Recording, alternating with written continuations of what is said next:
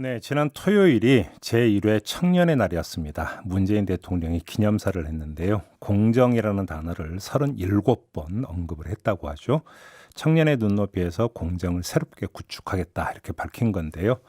자, 이분은 이 연설을 어떻게 들었는지가 궁금합니다. 지난주 1987년생으로 86세대를 향해서 따끔한 국회 대정부 연설을 해서 화제가 됐던 사람이죠. 장혜영 정의당 의원 만나보겠습니다. 나와 계시죠? 네, 네, 안녕하세요. 안녕하세요. 일단 문재인 대통령의 청년의 날 기념사 어떻게 들으셨는지 좀 총평부터 부탁드리겠습니다. 저는 굉장히 열심히 준비해 주신 말씀이라고는 생각했지만 들으면서 좀 안타까운 부분이 있었어요. 어떤 그러니까 부분이요? 전체적으로 그랬는데 네. 뭔가 이 연설 자체가 잘 구성되어 있지만 음, 심장에 와닿지 않는다? 그러니까 음, 어떤 의미에서는 조금 공허하다? 그런 느낌이 솔직하게 좀 좀 있었습니다. 의례적인 발언이다 이런 평가신가요? 그러면? 뭐 의례적이라기보다는 네. 뭔가 청년들의 마음을 읽으려고 했지만 이제 음, 안타깝게 딱 그 다가서지 못한 느낌이랄까 약간 모호한 느낌이 있었거든요. 네. 그러니까 말씀하신 것처럼 공정이라고 하는 키워드가 청년들한테 음, 중요하구나라고 하는 데까지는 알고 계시고 굉장히 의식을 하셨지만 그 네. 말이 반복을 하면 할수록 사실 말이라는 게 의미가 또렷해져야 되잖아요. 네. 근데 오히려 반복을 하면 할수록 왠지 더 추상적이게 되는 느낌? 음, 그래서 어떤 점에서는 정부가 청년들을 혹시 좀 불편해하시는 거 아닌가 그런 음? 생각도 저는 좀 들었어요. 불편한다는 건 어떤 말씀이세요?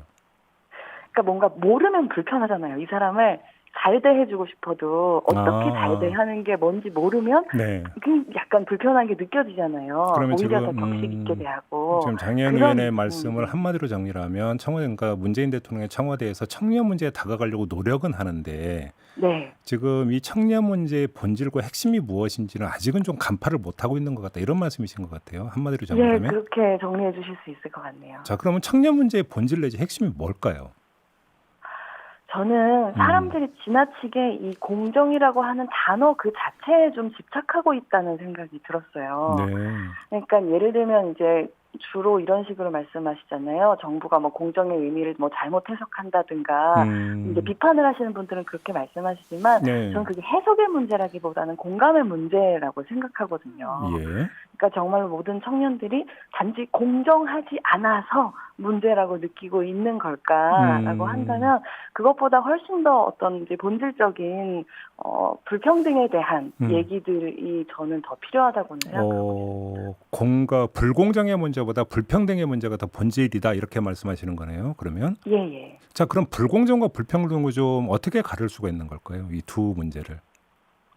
그러니까 아무래도 공정이라고 하는 건 전 과정의 언어라고 생각해요. 그러니까 네. 규칙의 언어이고 음, 규칙이 무엇인지 사람들이 다 알 수 있고 그 음, 규칙이 규칙대로 잘 이행되었다라고 네. 하는 게 이제 공정의 느낌이라고 한다면 네. 불평등은 그래서 그 과정을 통해서 만들어진 결과가 뭐냐라는 건데요. 네. 이제 그 연설에서도 운동장 얘기가 나왔지만 그러니까 말하자면 이제 기울어진 운동장이니까 이 기울기를 이제 보정한다는 게 공정에 가까운 방법이라면 불평등을 얘기하는 감수성은 약간 음, 이런 거예요. 사실은 운동장에 들어가기 전에 게임 다 결정돼 있는 거 아니냐. 음. 누구 밑에서 어느 부모 밑에서 태어나느냐가 사실은 경기가 시작되기도 전에 그 경기의 결과를 다 결정하고 있는 거 아니냐라고 하는 얘기라는 거죠. 그러면 좀 그 제가 이해한 대로 한번 해서 질문을 좀 다시 드려볼게요. 예를 들어서 어떤 네. 공정하면 기회의 공정을 많이 언급을 하고 문재인 대통령이 이제 기회의 공정을 강조를 했던데 네. 그래서 모든 청년들에게 어떤 하나의 어떤 입사라든지 입시의 어떤 그 기회의 문을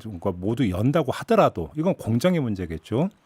네. 하지만 이걸 준비하기 위한 사회 경제적인 조건에서 불평등이 이미 깔려 있다면 네. 아무리 공정한 기회를 주더라도 결과는 불평등하게 나타나는 것 아니냐 이 말씀이신가요? 정리라면? 예, 맞아요. 그래서 저는 그 이제 문재인 대통령이 말씀하신 때에 딱 한 문장, 여기서 시작하시면 좋겠다라는 게 있었는데, 음, 안전하다고 느낄 수 있을 때 담대한 도전을 할 수 있습니다라는 네, 표현이 있었거든요. 네, 저는 이게 키워드라고 생각해요. 음, 차라리 공정이라는 단어가 이 안에 없지만 음, 그냥 지금은 정말 안전하지 않잖아요. 사회적 네, 안전망이라고 하는 게 기능하고 있지 않으니까 네, 정말 죽을 힘을 다해서 올라가는 이 사다리에서 한 번만 떨어지면 다시 올라올 수 없다고 많은 청년들이 생각하고 있거든요. 네네. 그렇기 때문에 우리 사회가 튼튼한 안전망이 있다. 떨어지더라도 바닥이 있다. 받쳐줄 수 있다. 이런 시그널을 주는 게 차라리 훨씬 더 청년들이 말씀하신 어떤 담대한 도전이랄까 이런 부분들, 희망을 가질 수 있는 부분들이 훨씬 더 많이 생길 거라고 저는 봅니다. 네, 아무튼 이제 그 본질은 불평등이라고 지금 말씀을 해주셨고 상당히 이제 중요한 말씀을 해주시긴 했는데, 자, 이 불평등을 어떻게 그러면 개선해 나갈 수 있겠는가? 이제 정부 정책의 초점이 여기에 맞춰져야 된다는 말씀으로 이어질 수 있을 것 같은데, 예, 맞습니다. 이게 하루아침에 될 수 있는 성질의 문제도 또 사실 아니지 않습니까? 어디서부터 출발할 수 있을까요? 그러면? 저는 모든 곳에서 출발할 수 있다고 생각하는데요. 네. 당장 그 이번 문재인 정부 출범할 때 세웠었던 100대 과제들 있잖아요. 네. 그것들을 지금 다시 한번 쭉 점검해 보는 것에서도 얼마든지 저는 진짜로 본질적으로 다른 시작이 될 수 있다고 생각합니다. 예를 들어 주신다면? 예를 들면 이제 문재인 정부 이번 이제 출범하는 가운데 굉장히 상징적인 행보이자 중요한 정책 중에 하나가 네. 장애등급제를 폐지하는 거였잖아요. 예. 이제 공약 때는 이 장애등급제를 완전히 폐지하는 게 공약이었고 100대 과제에는 좀 더 약간 현실성을 이제 생각하시면서 단계적 폐지라고 바꾸셨어요. 네. 그래서 어쨌든 이제 단계적인 폐지에 나아가고 있지만 사실상 지금 이름만 폐지되고 그 등급제가 폐지됐기 때문에 보완되어야 되는 예산적인 부분들 네. 이런 부분들은 사실은 많이 반영이 안 됐거든요. 예. 그래서 그런 지금 이제 사실 코로나 위기를 통해서 재난이 약자들한테 더욱 가혹하다고 하는 거에 대한 국민적인 공감대가 어느 때보다 높기 때문에 이런 때에 사실은 뭐 추경이 됐든 이번 21년도 예산이 됐든 충분한 예산, 정말로 장애 당사자들이 방치되어서 죽어가지 않도록 하는 예산을 충분히 통과시키거나 네. 배정하거나 이런 네. 것들이 중요한 시그널일 수 있다고 봅니다. 자, 그럼 제가 한번 예를 들어서 한번 좀 질문을 드려볼게요, 의원님께. 예를 들어서 아마 네. 그 문재인 정부 초기 때도 잠깐 이제 그 논란이 있었던 걸로 제가 기억을 하고 있는데, 이제 네. 기간제 교사의 어떤 정규직화 전환 문제가 이제 그 제기가 됐었거든요, 정부 정책 차원에서. 네, 그랬죠. 이때 이제 임용고시를 준비하고 있는 청년들이 좀 반발을 했었어요. 그러면 결국은 어떤 그 티오라고 하는 게 좁혀지고, 그러면 열심히 노력했던 우리들은 무엇이냐라고 하는 또 문제 제기가 있었단 말이죠. 자, 그럼 이 문제를 어떻게 풀 것인가? 불평등의 해소라고 하는 측면에서 본다면 어떻게 접근할 수가 있을까요? 네. 일단 저는 이 세상의 모든 비정규직을 다 정규직으로 만드는 것이 우리 사회의 그 일자리 문제를 해결하는 것인가라고 할 때 그렇다고 생각하는 청년들이 많이 있을 거라고 생각하진 않아요. 네. 그러니까 중요한 거는 이제 비정규직이라고 하는 게 존재할 때, 그러니까 정규직으로 하는 것이 분명히 마땅한 일의 성격인데 그것이 지금 굉장히 뭐 공공기관뿐만 아니라 사실은 뭐 사기업에서도 다 비정규직으로 사용하고 있는 이제 그런 상황이 문제인 거잖아요. 그렇죠, 그렇죠. 그래서 정규직으로 바꾸는 게 좋은 업종들, 정규직인 것이 안정적이고 그 서비스와 직업의 질을 담보할 수 있는 것들은 정규직화하는 게 맞죠. 하지만 여전히 그럼에도 불구하고 남아있는 그리고 지금 훨씬 더 많이 양산되고 있는 비정규직 혹은 프리랜서 혹은 다른 비임금 노동자들, 이 사람들의 삶의 질은, 이 사람들의 일의 보람과 질은 어떻게 개선할 거냐라는 문제는 여전히 남아있는 거죠.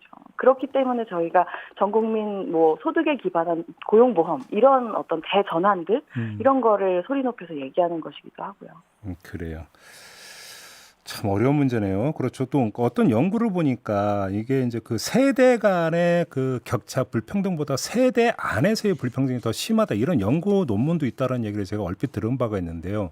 청년 대 기성세대라고 하는 문제도 있지만 청년 세대 안에서의 격차라고 하는 문제, 물론 그것이 어떤 그 부모를 누구를 만나느냐의 문제도 아마 연결이 되어 있긴 있을 것 같습니다만 오히려 이게 더 본질적인 문제 아니냐, 이런 지적도 있던데요. 이건 어떻게 받아들이세요? 저는 뭔가를 어떤 대결 구도로 얘기를 하는 거는 이제 좀 사람들이 많이 지치지 않았나 그런 생각이 들어요. 네. 청년 대 기성세대라고 얘기하면 싸워야 될 것 같잖아요. 근데 사실은 지금은 네. 같이 문제를 해결해야 되는 때라고 생각을 해요. 맞아요. 그렇죠. 근데 같이 해결하기 위해서 누가 맞느냐를 판정하지 않아도 되거든요. 서로 어떤 다른 힘듦이 있었는지를 충분히 공감할 수 있으면 좋은데 지금 우리 사회의 중요한 자원들을 결정하고 그 향방을 정하는 데 있어서는 청년들의 목소리보다는 이제 그 이전 세대들 이 더 많은 권력을 가지고 있잖아요. 그러면 그렇기 때문에 네. 지난주 이제 그 국회 대정부질의 과정에서 이제 그 선배인 86세대들을 향해서 이제 하신 말씀이 있잖아요. 예. 자, 그럼 이제 그러니까 마지막으로 이 질문을 좀 드리고 싶은데 86세대가 지금 이 자리에서 그러니까 무엇을 해야 된다고 생각하세요? 저는 정말 대전환을 위한 준비들을 음, 두려운 마음을 가지고 해야 된다고 생각해요. 네, 그러니까 정말 불평등, 지금 청년들이 가지고 있는 미래가 없다는 두려움. 저는 자살률이 우리나라의 이 부동의 1위의 자살률, 게다가 코로나 이 시기를 거치면서 2030 여성들이 다른 이제 그런 연령대들의 거의 4배에 가깝게 스스로 삶을 포기하는 것에 대해서 정말 성찰해야 된다고 생각해요. 그렇죠. 그 성찰을 통해서 음, 우리가 마주하고 있는 불평등, 그리고 아예 미래가 없을 것 같은 이 두려운 기후위기, 네. 이런 것들이 이제는 우리의 현실이다. 우리의 정책에 있어서의 음흠. 87년의 독재만큼이나 예. 지금의 세대들에게 있어서 이것은 정말 생존의 문제라고 하는 점을 공감해 주셨으면 좋겠다고 생각합니다. 알겠습니다. 자, 말씀 여기까지 들을게요. 고맙습니다. 감사합니다. 네, 지금까지 정의당의 장혜영 의원과 함께 청년 문제를 이야기를 해봤는데요. 사실 이게 참으로 심각하면서도 워낙 이제 복잡한 문제입니다. 그래서 저희가 지금 추석 특집을 열심히 준비하고 있는데요. 추석 특집 가운데 하나로 이 청년 문제 어떻게 풀 것인가 이걸 함께 이야기하는 시간을 지금 준비를 하고 있는데 이 자리에서 좀 더 폭넓게 그리고 더 깊게 한번 이야기를 해보려고 합니다. 이 자리에 조금 전에 인터뷰했던 장혜영 의원도 함께할 계획이니까요. 잠시만 조금만 기다려 주시기 부탁드리겠습니다.